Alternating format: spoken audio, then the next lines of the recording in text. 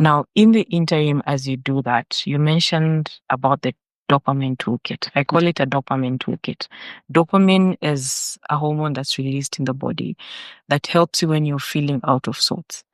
And when we are feeling out of sorts, Neil, and maybe you're angry, like it's a feel good hormone.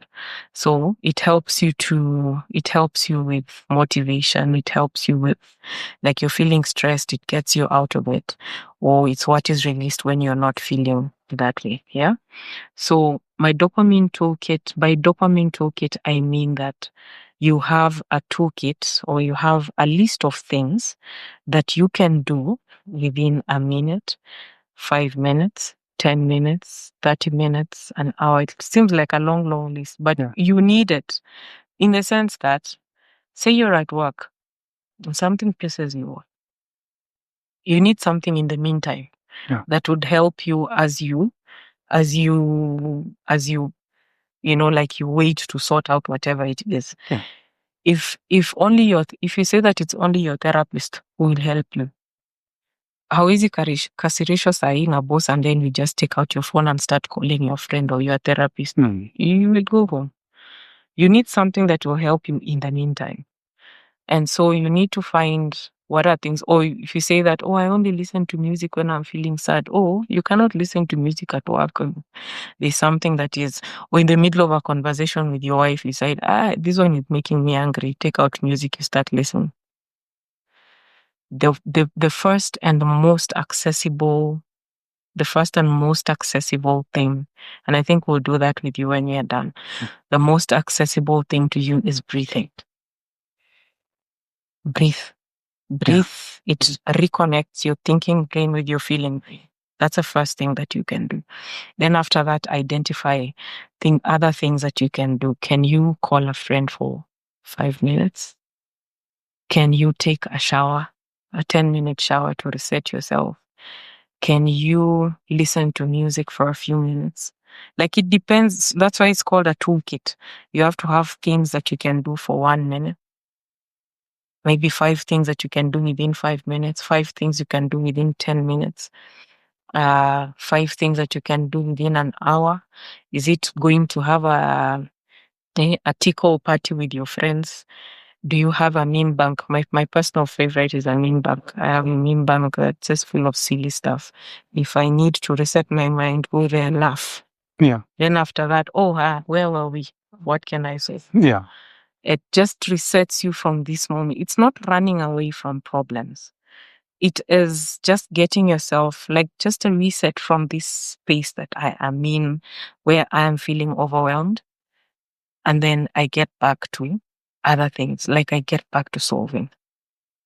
It is understanding that, say, I am at work, like now the strong Black man. Yeah. I'm at work and these things are happening and I need to get back to the house. And you have already said that kuingia kama simba, that nothing has happened. Yeah. That just means that you're going to leak that negative energy somewhere. It can mean being frustrated with the children. It might mean taking out your anger on your wife, or deciding you're not going to have dinner, ama kila kitu inakuwa amepika chakula kidogo, ameweka chakula kidogo kwa chumvi. Yeah. Like things like that. So, like, finding fault with everything. So it means that understanding that this is my dopamine toolkit. And because you've been strengthening your mind, have a conversation with your wife and say that I am feeling out of sorts. I need a few minutes to come back to self. Then we'll talk, or I'll re-engage. That I need a few minutes. And because you're building that you're strengthening also relationships with your partner. You talked and she understands that I need to give him some time. Then maybe ask, how best can I support you in this? What would you like me to do? Maybe that would be you saying, please keep the kids away for a few minutes. Let me recollect myself. Yeah. My problem is at work and not at home. And I need to be the best here. Because you do need to be the best even. So it is just having those tools to say that, what is my role in all this? I need to communicate that I'm not okay. I need to go to my dopamine toolkit and find out what can I do in 10, 15 minutes to recollect myself. And then after that, I reconnect with my family. And then after that, hii shida ilikuwa wapi? Is it ya kazini? Is it ya wapi? Is it that I didn't deliver on time? Is it that I failed to communicate? Is it that I was indecisive? So I need to strengthen my mind and learn decision-making skills and time management. And then you go and learn those skills, communicate with your boss, recalibrate yourself and manage yourself, because mambo ni mengi masani machache. Life has to move on. It's not just because that you are feeling in pain. Now life has to stop. Life continues. So you need to manage yourself and get the support that you need to get. If it means that your therapist is the only one who can get to you, pitia kwa therapist, like I need a crash session. I feel overwhelmed. Can I please pass by? Or making a call on the toll-free lines, or going online and figuring out like what can I read in a few minutes if I don't have access to all these other things. Strengthen your mind, strengthen your relationships. Then you re-enter and reconnect, because we must be in the world. Now we have a toolkit, the dopamine toolkit, to help us feel better when we are down in the dumps or when we're feeling low or out of sorts. And a therapist is also a human being.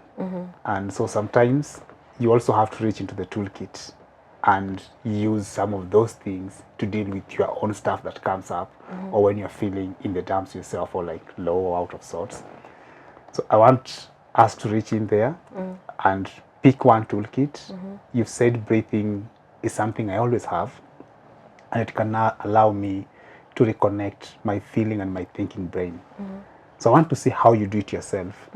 But before we do that, before you give the dopamine toolkit, when you told us where we can get free access to therapy, or at least more affordable access to therapy, you said if I go to the government facilities, they're going to charge me 200 extra for the first session to open a file about me. What's in that file? I don't want my personal and deepest and darkest secrets in a file someplace. What's in that file? Do I trust them with my information? So, number one, the file is for documentation, because even as a private consultant, I do have files for my clients.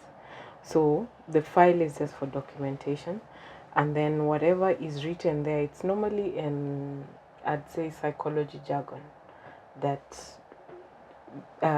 we don't write there, oh, and then he went, and then he murdered, and then he made, and then and then akavuta kidogo, and then akabakisha. No, it's just that, like, it will be written in a way that only the therapist should know. And then, of course, the file, being a government facility, the things will be there.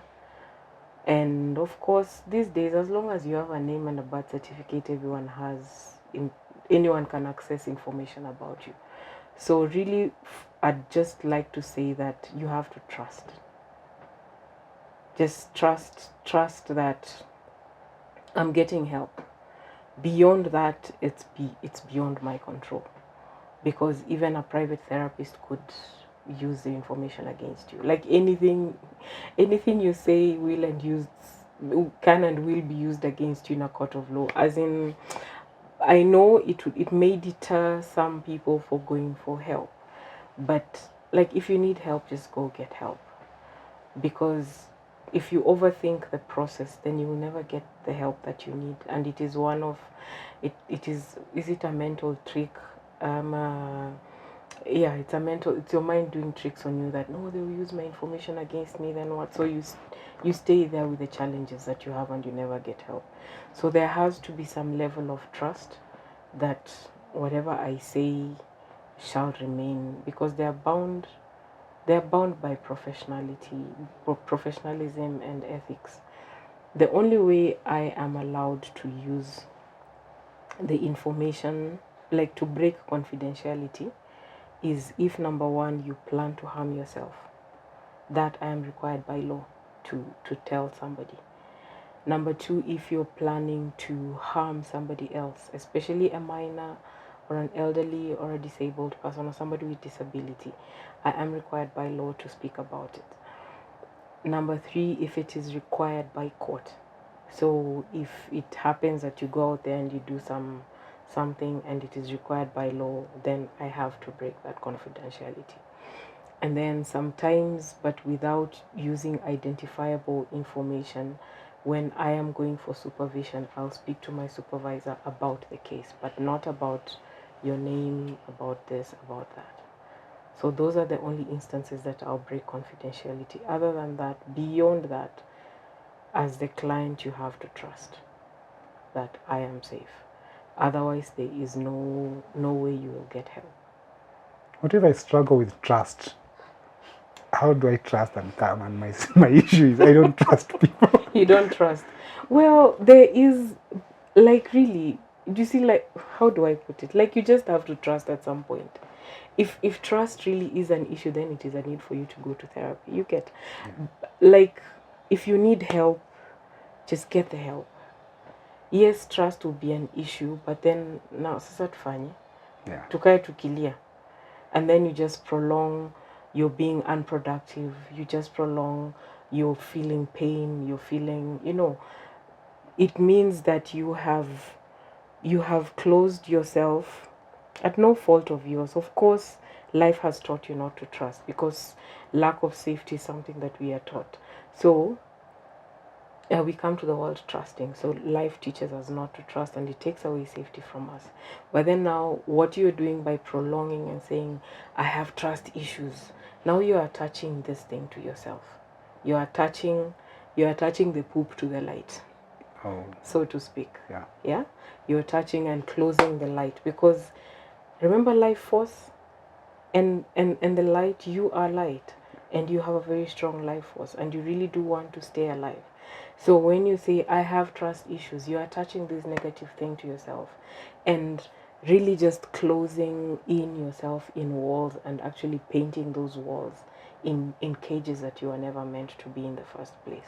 You're closing yourself in shame and in pain and in anger and in no way to let out all those things in a healthy way, because they will seep out. There are what we call energy leaks, but you have to trust at some point, otherwise you never get to help. Yeah.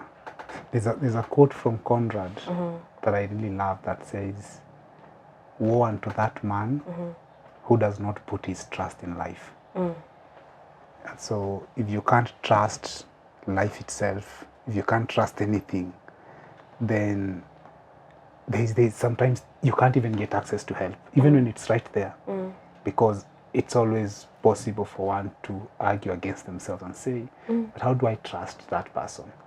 And sometimes the logical thing is to just trust and just say, okay, you know what? This could go this way, this could go that way, this could happen, that could happen. I simply chose to trust and come to therapy and say, I need help. And I trust that everything I share is confidential and it's not going to be used against me. And of course, that I don't do something stupid that forces the court to force Sarah to go and share that information. When you say that, I'm thinking of, like trusting yourself and how life has taught us not to trust. At some point, you have to start building that safety. Remember the internal safety? Yeah. So you have to start doing that for yourself and doing things that tell self that you can trust in me. I can trust in me. So it means getting help and going there to get the help that you need and strengthening the mind, strengthening relationships. It doesn't have to start with therapy if you're scared of going for therapy. Therapy is one. I do advocate for therapy. Everyone needs to go for therapy. Start with strengthening those relationships. Talk to one person. There has to be one person that you can trust. And if you have not yet gotten to that place where you can trust individuals and you're strengthening your mind, when you are strengthening your mind, I promise you, it leads you to better quality relationships. I don't think there's an argument on that. If I am having better thoughts, like I attract what it is. That's a whole other train of thought about law of attraction. But if I am reading certain things, or I'm exposing myself to certain thought patterns or schools of thought, then I will attract better things for myself. If I am dwelling on the sadness, I will attract sad things and things that close me off. But if I am learning about trusting people, about reading, when I'm reading about how to strengthen my mind and how to strengthen my emotions and things like that, they will guide me to places where I can go. So for instance, you read about, or you hear people like Mel Robbins, Simon Sinek. Sinek talks about vulnerability a lot, especially for men, and friendships, and safety. People like that, you somewhere there utapatana na somewhere they have quoted or pointed you out to safe spaces where you can go and talk, and little by little you learn to build that trust in you. Humans were never created to be by themselves. Okay. The people who struggle to trust another human being, whether that human being is a therapist or a friend or a spouse or a family member, and they find it much easier to trust Google, ChatGPT, a book. What dangers do you see when we never turn to other human beings trustfully or trustingly and seek help from them, but we are quick to turn to Google or ChatGPT all the time and try to find help from these inanimate, although intelligent systems? I think that one closes themselves off to rich experiences that can only come from human to human interaction. So while I would say that if you have no other means of getting help, they talk to ChatGPT, ask ChatGPT. I would say that, or Google, because we live in the age of information and the age of plenty and opportunity. But there's only some sort of extent to that. There's even too much of a good thing can be a bad thing. Yeah. So to an extent, only to an extent. Remember I was saying the indicators of mental wellness, that one of them was how you cope with good things. So if this ChatGPT is just you there, then that is addiction by itself. And now you need to be asking yourself that why is it that I'm running away from human interaction? There is a bigger problem there. Yeah. And I'll just say this, and by extension, not just Google and AI, even just that I will not speak to anyone else about my problems. I will just follow the advice of the experts who come on the Mel Robbins show, or on the many therapists who are on YouTube. There's only so much that they can do for you. Yeah.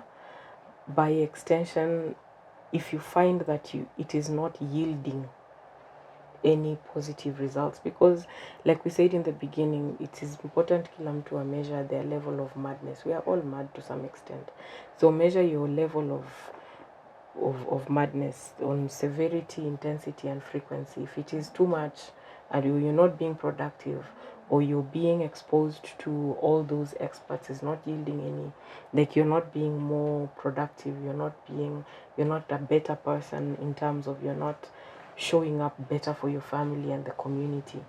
If you're not doing that, then you know how they say that no one is coming to save you. Yeah, hapo sasa ndio inafika. Like you just need to decide that, okay, this I'm not being productive, I need to do.